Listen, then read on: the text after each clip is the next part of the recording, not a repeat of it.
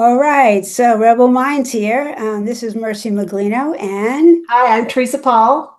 yeah, and we of course have got a great topic for you. And it came out of something we were talking about last time on our podcast, but it really has to do with the concept of soul integration. I know, sounds a little woo-woo, but it really is quite practical. So, what is it? All right, I'll define it, and then I'm going to ask Teresa to tell us a little bit about her experience in it because she's been dealing with this rather recently. But what is it? The unification of fragmented aspects of you, your body, your mind, your emotions, your shadow, your spirit, and why it matters because it's affecting our clarity, our resilience, and our authentic leadership, which is sorely lacking these days. So, we have to look at this as another perspective on what's happening. So, tell us what it means to you. What does it mean to be in a world that feels like it's so divided? And what is your soul doing about it? Well, Mercy, it's funny that it's now a term, or a concept, because for my entire life, I've always felt like there was something more, right? And I think Mhm. a lot of people feel like that, but I think they think of it as somewhere over there that I'm going to try and get to. And so recently, I met this coach who works with soul activation and soul integration.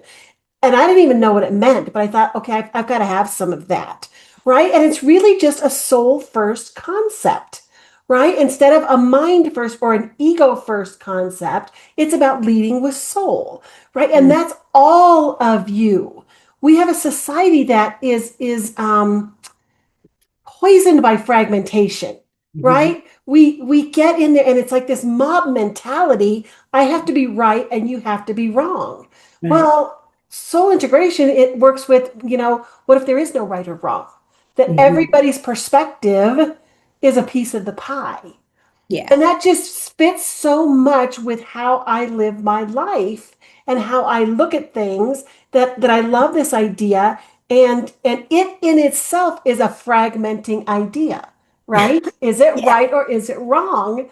And if it can defy definition, then it can't be right or wrong. It just Right. is, right? Exactly. I think it's not tangible. It's you know it when you see it and feel it. That's what I think. Feel So it. Feel yeah, it, is it? Yeah. yeah. So in your recent experience, how has it impacted your life? So I've been able to, so for me, I have a very strong mind. I'm very strategic. I'm very intellectual. So I have to quantify things, right? And so my way of quantifying it is does this feel expansive or am I contractive with it, right? So I know when I'm leading with soul because I feel this big energy that surrounds me, like this aura energy gets bigger. And I can feel it.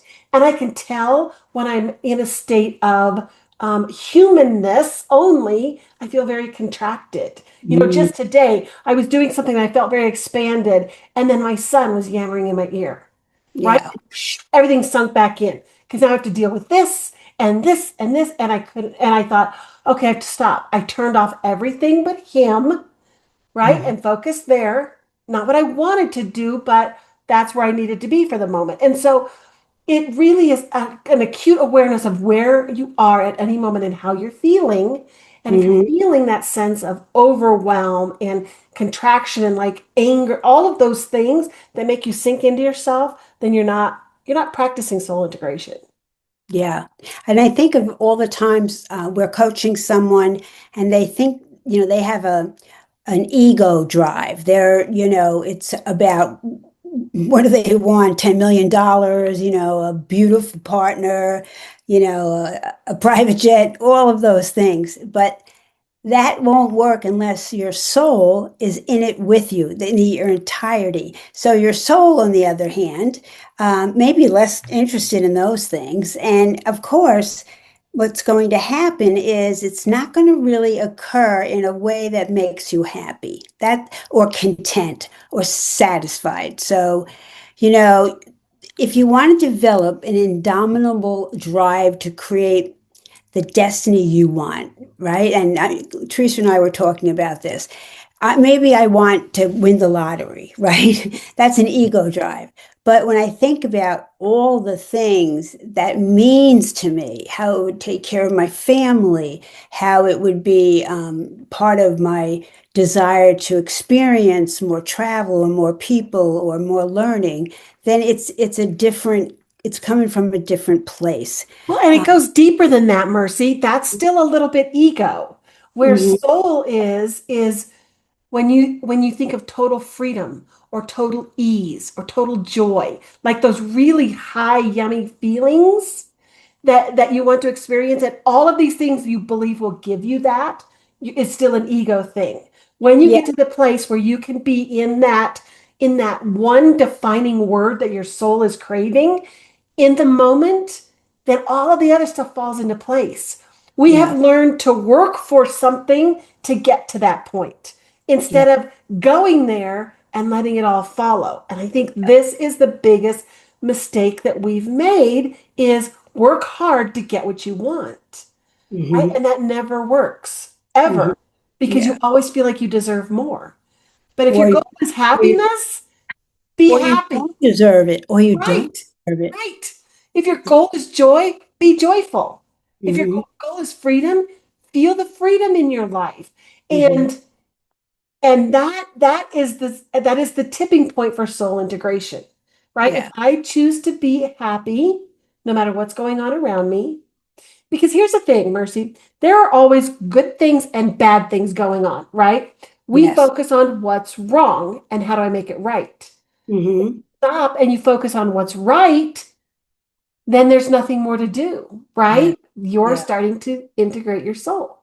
Yeah. So This reminds me of this, the 10 spiritual laws or whatever. It's well grounded. It's been through the centuries, something that people have recognized. Not everyone, but people have recognized. It is about your highest calling. it is. And there's scientific evidence to support it.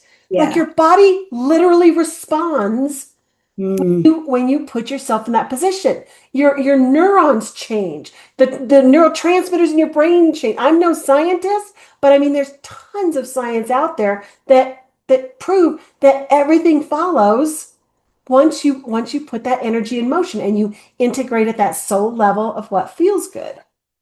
yeah. I mean, I'm thinking of something I sent to you earlier.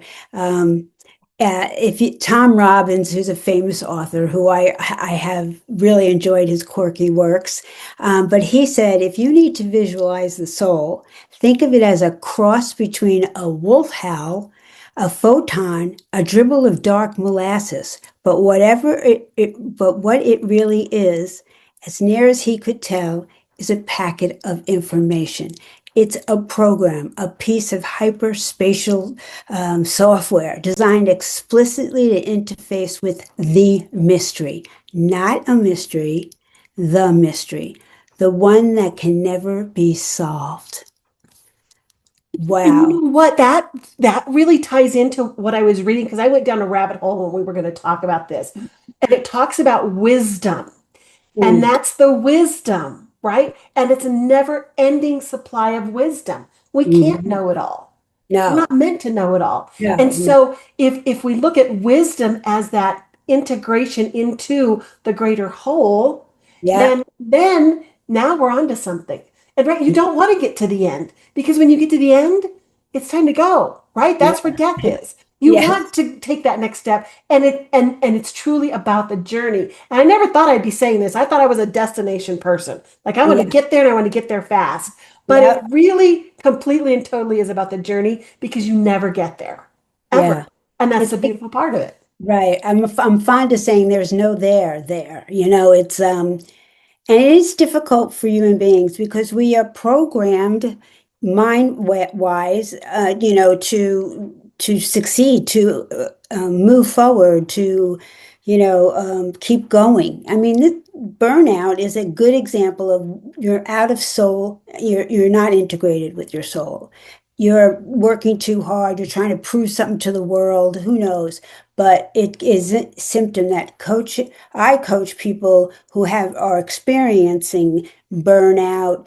Who am I? What if I don't do well here? And yes, that's all the ego talking. And sometimes I've heard coaches say, drop into your heart, but maybe it's drop into your soul. Yes. Yes. You know, Mercy, I've started rereading the Four Agreements, and Don Miguel Ruiz calls Yep. it the domestication of humans. We Yes. domesticate our children so that they can survive, and what that means is that fragmentation of who they really are. You're told Yeah. to do and what not to do. You're rewarded when you act the way I think you should, and you're punished when you act the way I think you shouldn't. And so maybe it's on purpose. Maybe Mm. it's about, breaking the egg so you can make the omelet. Maybe that's how we recreate in a better version of ourselves, Yeah. right? Yeah. And it's the fun, it's a beauty, it's not a problem, it's a No. thing. No, in fact, if I think of problems, I can always boil it down to you're not in the mystery, you're not dropping into this knowing or feeling, and you're scattered. I mean, I just coached somebody who doesn't know what to do next in her career, and yeah, on one level, that's about, achievement and goals and all of that. But at the other level, who are you? Who are all of you, not just this fragment of you. Well, and that's what wants to speak, right? Whenever you're in this place of what do I do? There's something Mhm. speaking inside of you that says it's not what you're doing. Obviously not what you're doing. And Right. so you have to listen to that, right? And what we talk about mindfulness, we talk about meditation. There are mental health apps. There's so many resources out there that are no longer woo woo, that are like just scientifically proven ways to get into that. Yeah. And to talk about, and the coaching that I'm going through, she recommends meditating 3 times a day, Yeah. right? Yeah. And everybody thinks that's so excessive. And yet, what happens is if you meditate in the morning, then you ramp up your nervous system and you stay on that nasty trajectory all day long. Whereas if you'd stop at lunchtime, Hmm. drop it all out, start again, you're going to be way more productive. Yeah. Yeah. I think it's meditation, it also to sit in a space of asking yourself, noticing, where am I fragmented? Am I going towards or away? Am I expanding or contracting? And trust whatever comes up, but you don't have to have a specific topic about it. Am I in a place of connection, where I feel for others and I belong?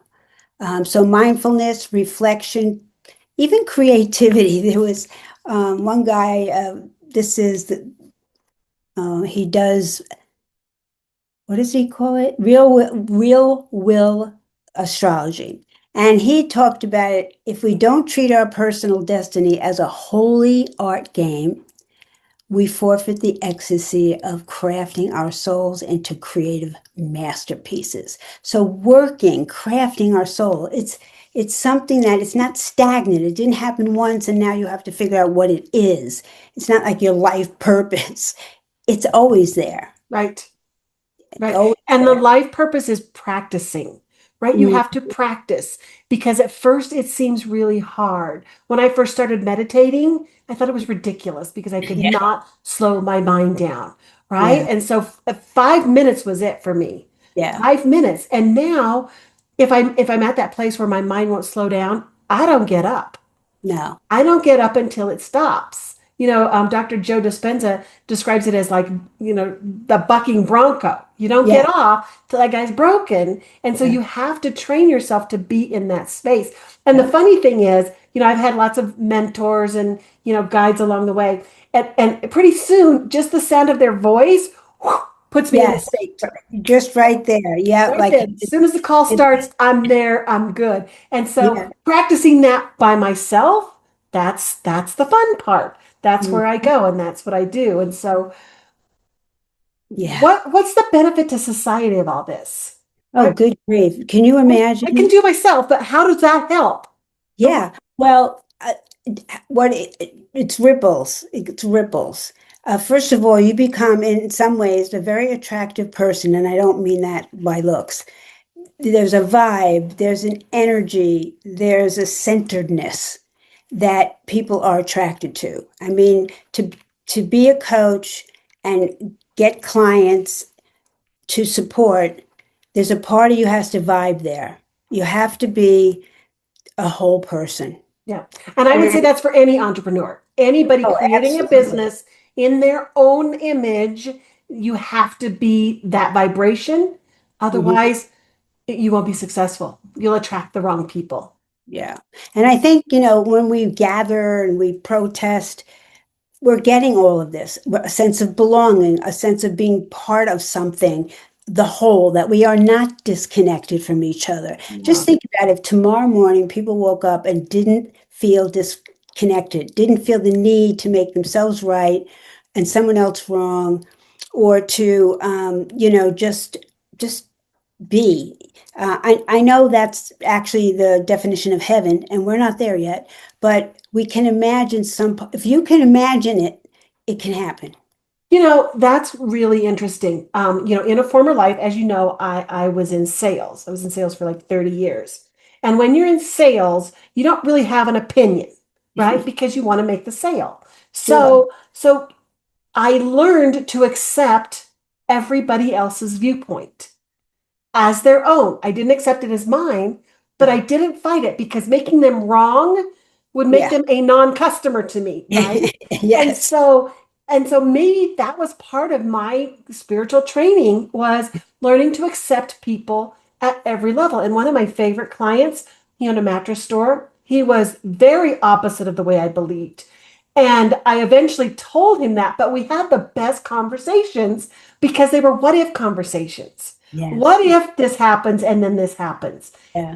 And what are you going to do about it? Those sorts of things. And so I was in training for that. So if we can show up in every conversation about, you know what, Mercy, I'm going to make you right in this conversation no matter what, because I Right. can learn from that. Yeah, yeah, and definitely a device we teach coaches called extreme perspective. This is all my fault, or all my doing, or all my responsibility. What comes up for you when that you open up possibilities if we don't fight it. And so I definitely think we're going to talk about this again in the future. But I want to thank you for bringing this topic here and ask people, what do you think? Let us know. This is a very interesting topic for this time. Yes, yes, I love this topic. So I would love to have more conversations around it. Okay, Yeah. thanks. All right, I All think that right. completes Well, Rebel Minds for today. and we'll see you next time.